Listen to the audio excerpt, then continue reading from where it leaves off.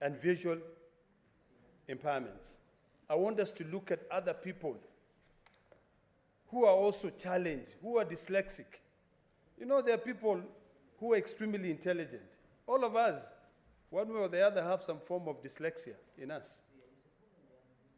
What measure do we use so that we also include those people?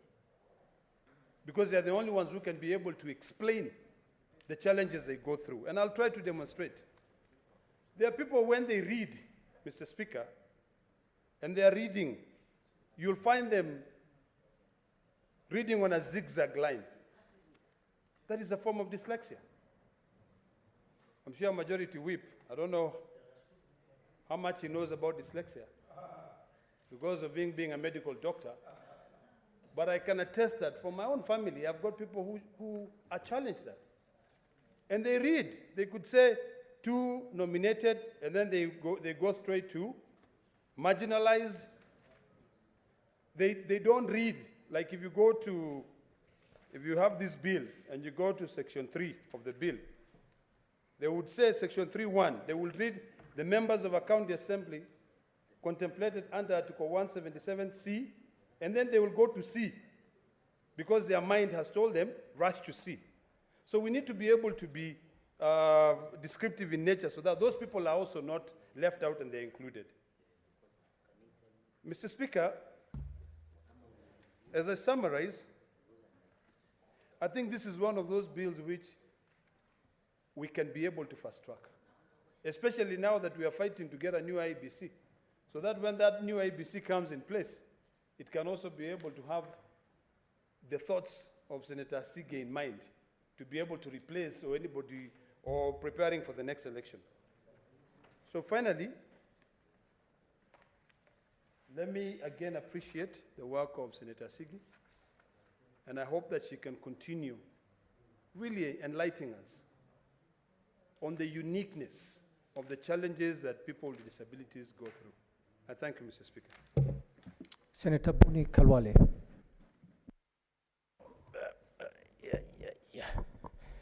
Mr. Speaker, I thank you for this chance, and Mr. Speaker, allow me to congratulate the nominated Senator, Christola Sige, for this piece of work.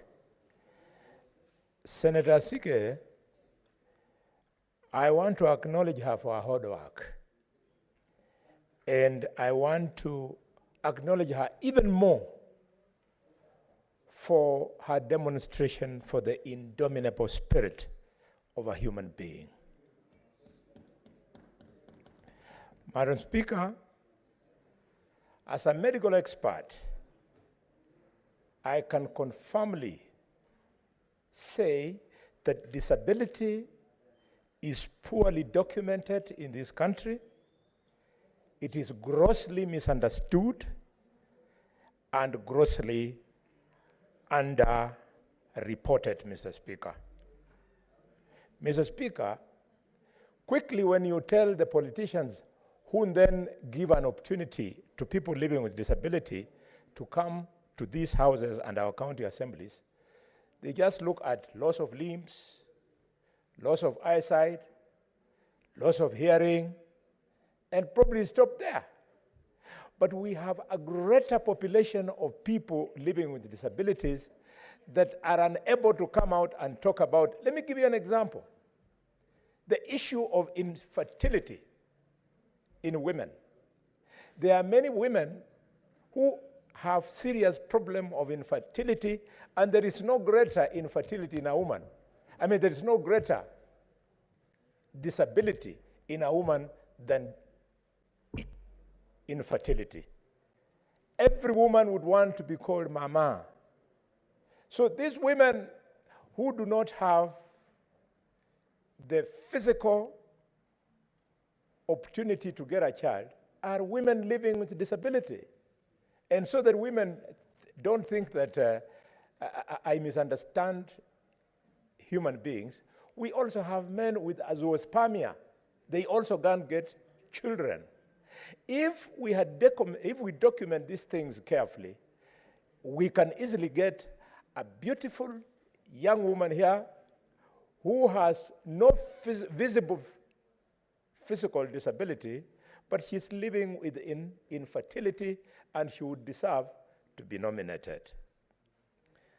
Mr. Speaker, before I go to the real challenge of this bill, let me speak to my own experience. We have to be very careful when we are growing up children, when we are fellowshipping with society, so that we look at legislation to support people living with a disability to mean giving them an opportunity, but not to mean you are profiling them as people who are lesser human than the others. Why do I say this, Mr. Speaker?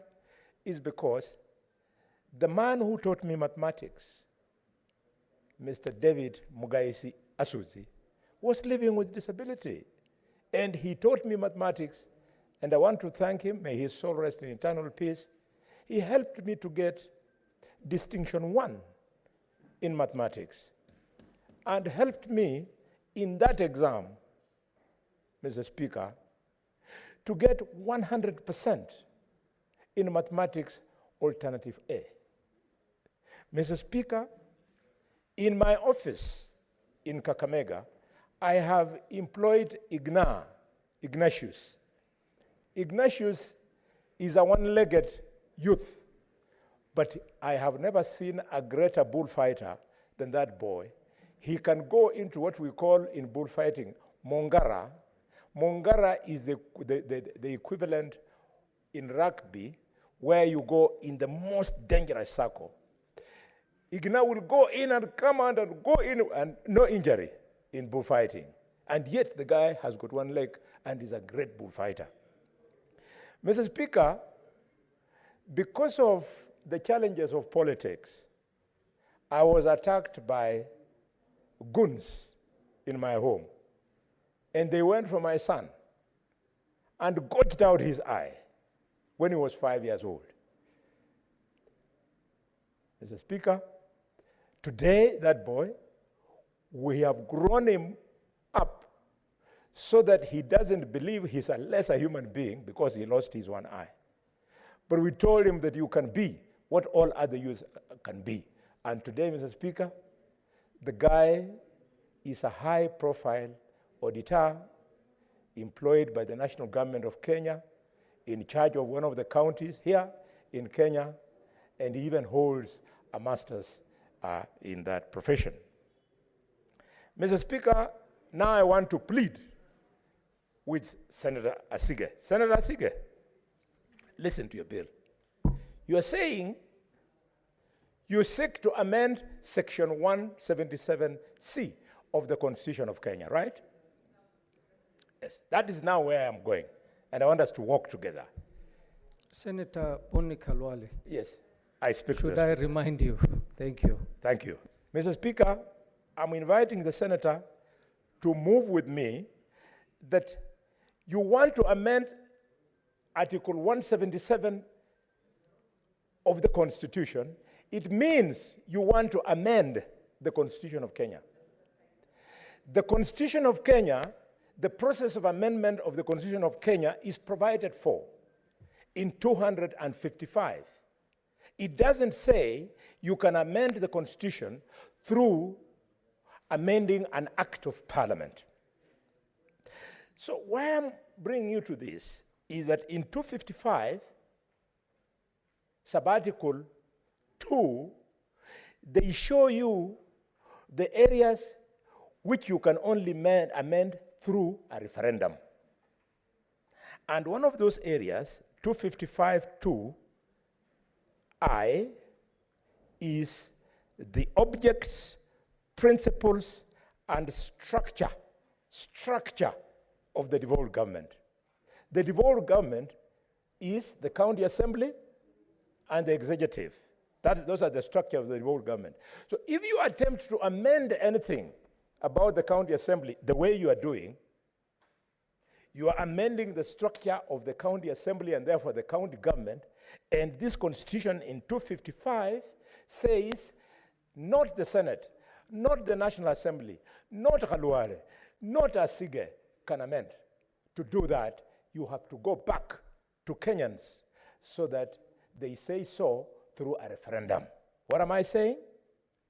I am saying that in the spirit of your amendment, you are more than 100% right, Senator. You want to give equal opportunity to all Kenyans, including those living with disabilities. You are right. But in the letter, where you are attempting to amend the Constitution through an act of Parliament, you cannot do it. We must do what you are doing, but take this proposal to Kenyans to vote and decide that they want to change 177 to now invite the amendments. Senator Bonny Khalwale. Mr. Speaker, sir. Senator Bonny Khalwale. I'm back to you. There is a point of order from Senator Moses Kajwang. What's your point of order? Point of order. Mr. Speaker, ideally it ought to have been a point of information, but still, No, inform me. I want to inform Senator Bonny Khalwale that Article 177(1)(c) envisages that there shall be an act of parliament that will define the number of members of marginalized groups, including persons with disabilities and the youth. And therefore, the intention of this amendment is to amend the Act of Parliament referred to under Article 177(1)(c), rather than amending Article 177(1)(c) itself. I thought that needed to be made clear because even I was also a bit confused because that proposal, that Article 177(1)(c) of the Constitution shall include, and then there's sub 1, 2, 3, ideally that should be sitting in the Act of Parliament. So it's an amendment to an Act of Parliament that is required under Article 177(1)(c). Initially, Mr. Speaker, I was convinced that this is an impossible amendment, but having read this, I think that Senator Asige just needs to clean up that amendment so that it does not look like we are amending the Constitution.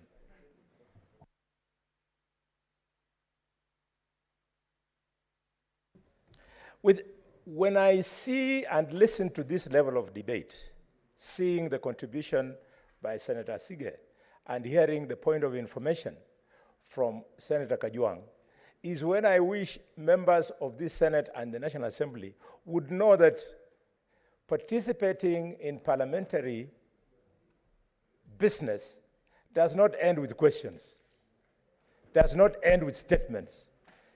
Real business is what we are doing now. It is this kind of debate that makes you a legislator. And Senator Kajwang, that is why what I'm doing, I'm attempting to interpret the Constitution. And what you have done by informing me, you are interpreting the Constitution. Interpretation of the Constitution is so difficult that even two lawyers don't always agree. So what did the framers of the Constitution do? Because they knew the difficulty of interpretation of the Constitution, they said, yes, you can hold whatever opinion, but the final person to say you are right in your interpretation or you are wrong is only the High Court. So what I am